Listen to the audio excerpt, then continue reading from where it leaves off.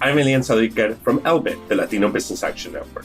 And I'm Juleika Lantigua, founder of LWC Studios and proud alum of LBAN's business scaling program at Stanford. We invite you to join us on Scale, the Latino Business Story, the first podcast from LBAN, where we speak with Latino entrepreneurs. And so many brilliant LBAN alums. They talk about starting out, pivoting, and innovating in their fields. If the standard playbook doesn't work for you, then do your own game. That's why we're here. Otherwise, we'll get a job.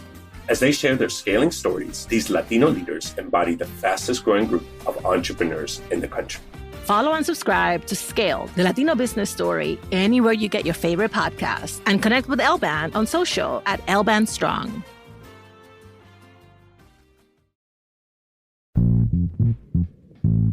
What's up, everybody? Welcome to How to Talk to High Achievers About Anything. I'm Stevon Lewis, a licensed psychotherapist.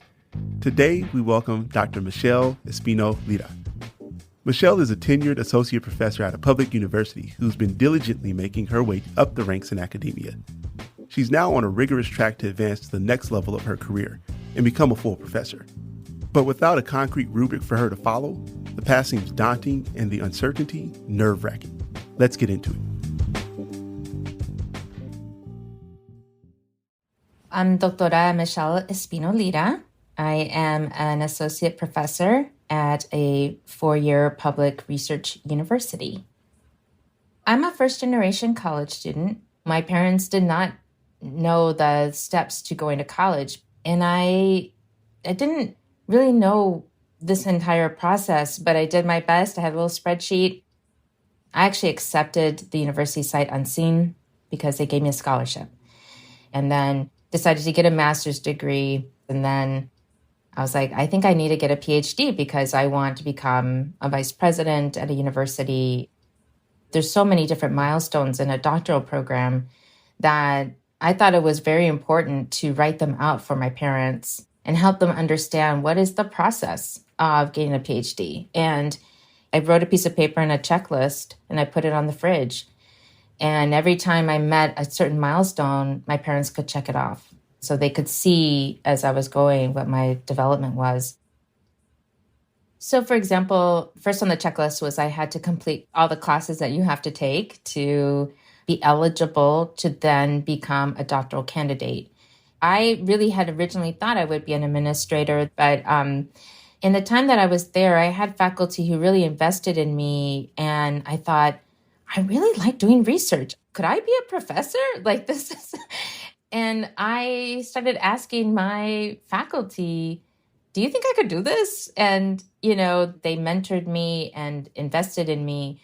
It really helped me to see models of possibility. These are racially, ethnically minoritized people who are professors in all kinds of institutions, and I can do this too. And so I did my dissertation on the life stories of 33 Mexican-American PhDs and their journeys from the very beginning of their lives all the way through to what it meant to earn a degree. I applied to different faculty positions, and this was in 2008 when the recession was happening. So there were very few positions that were available, and particularly for what we call tenure track jobs. So it's changing now, but it should be a permanent job at a university. And you have to go through steps to do that. And again, this was another checklist I created for my parents to understand the process for tenure. I earned tenure in 2018. It took a year for that to happen. Becoming a full professor, the title does mean a lot because there's less than 1% of Latinos who get to reach that level as a professor. And I'm at a crossroads with it because I don't know what happens without the checklist. Then I get to figure it out for myself. What is it that I really want to achieve with this title? One of the things that I've always been very successful at is following the rules. And I entered a profession where I've been trained to get tenure. I haven't been trained to be a full professor. They don't talk about that part of it.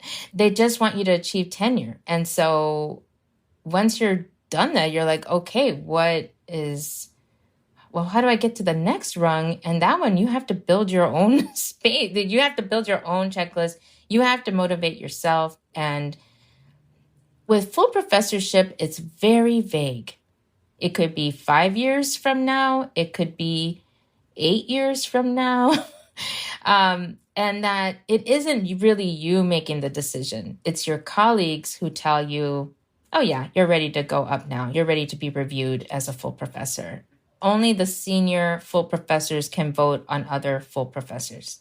So that makes it a little bit more daunting because I'm so used to the checklist. And now it's like, oh, other people are going to decide for you. And I have no idea when that will happen.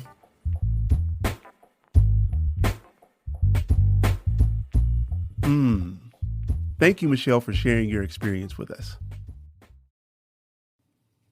When I listened to Michelle's story, the thing that stood out most was, and you'll see this oftentimes with people who have an experience like she does, with wanting to have a blueprint when you are what I like to call trailblazer in your family, the first one to go and do something that hasn't been done. There's this fear that you don't know what you're doing and that maybe because you don't know, you won't be successful. Listening to her talk about being a first generation college student and how she's had to work to explain the process of becoming a doctor to her parents because they don't have a real reference point for that. I mean, here's how Michelle put it. I wrote a piece of paper and a checklist and I put it on the fridge. And every time I met a certain milestone, my parents could check it off. So they could see as I was going what my development was. Helpful for them, but also for her because it kind of simplifies or illuminates the process for herself. I think that's out of safety, that if I do the steps as they're ordered, then there's no way I won't be successful. So for people that are like Michelle, it's a unique experience that I notice where they are more confident when things seem to be decided for them or there's a very clear direction. She finds that she can be pretty confident when she can create a checklist or if there are rules to follow, because it gives her parameters about how to operate and move towards success. She has some fear when that is a less clear path. Not even just less clear, but when she has to come up with the checklist herself. And I think that her confidence wanes in those moments because she's not sure what the next step ought to be. And then there, comes this idea of, well, what if it's the wrong next step? And then all the self-doubt and the negativity. And that stuff, for me, it's interesting that the mind creates that. The situation is the same. The skills she'll use to be successful are the same skills she'll use when she's creating the rubric, as opposed to when the rubric is provided for her. I think about it like athletes or, maybe a quarterback specifically. If the coach calls the play, cool, you know what to do. If you call the play, now all of a sudden you don't. And I guess the way I think about it is that at some point you're going to have to call hike. You're going to have to throw the ball. And something's going to happen. So whether someone told you what play to do or whether you called it yourself, those mechanics, those skills are going to be the same. So when someone is tasked with coming up with their own kind of rubric or parameters about how they are to move forward in a space that they haven't, kind of done before or don't have a ton of familiarity with, the goal is to slow down. And so I think oftentimes the tendency is to see the big picture and say, I need to get there, which is good, right? We need to have a destination in mind. There's some discomfort that exists when you aren't able to see far enough down the road. I get the benefit and the safety, the feeling of safety that comes from having 5-6 steps ahead in the future, visible for you and you know exactly what to do. Also, sometimes that's not possible. And that doesn't mean that you need to live in fear, that actually the thing to do then is just say, hey, can I do the very next thing? And then when I get to that place, what is the next thing I need to do? Part of Michelle's experience and why she's, I guess, somewhat anxious about where she is now, it's a thing I think that happens or is more common for folks, especially high achievers, because they're used to accomplishing, because that gives me purpose. And so now once you've reached that level or that goal, then what? And I think that it's an opportunity or a really good time to sit back and reflect about your why. What started out as the driving goal may change along the way. She's like, oh, I thought I was going to be an administrator, but that's changed. Now I think I'm going to be a full professor. That wasn't on the radar when I started, but now it is. And so getting to the point of where she's really close to making that happen, she's like, is this what I want? And why? Why do I want that? And I think as long as she's able to do that, or people like her are able to reflect on their experiences and evaluate whether or not things remain in alignment for them and give themselves compassion if it doesn't, then they'll be okay with the outcomes that they receive. My fear is that you'll become so attached to doing the thing that you will lose sight of kind of your value and your wants and your desires and needs. And I think when you lose sight of those things, then their resentment creeps in. And I think that's what I'm hoping people will be able to stay away from, is resenting the decisions and accomplishments they've made and being more compassionate about if that changes. That doesn't mean it was a waste. I think the key to identifying our big whys is based in what brings us joy and what we want to leave as part of our legacy. And so I don't want to make that sound so grandiose or, huge that people become fearful, like, oh, I've got to know what my legacy will be. It's a much easier question. It's asking, after you've done something and you've interacted with folks or you've been in a space, what do you want that to look like after your presence is removed, after you're no longer occupying that space or no longer actively in relationship with that individual? What do you want the takeaways to be? And I think if people think about it like that, it becomes much clearer to understand or see what the true goal or our big why is.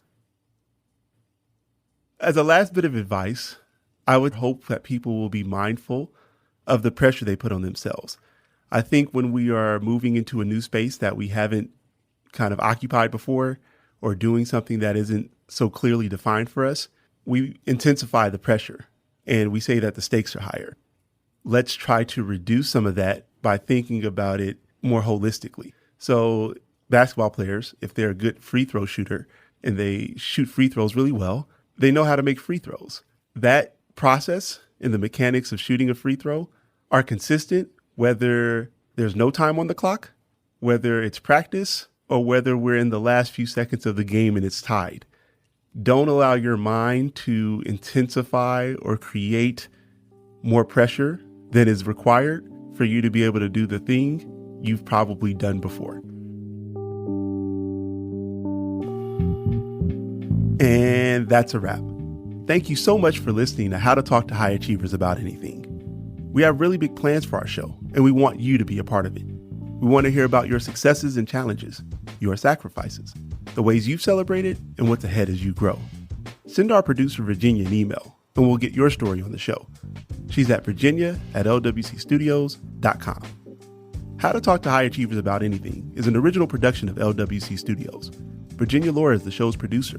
Kojin Toshiro is our mixer. Juleka Lantigua is the creator and executive producer. I'm Stevon Lewis. On Twitter and Instagram, we're at Talk to Achievers. Bye, everybody.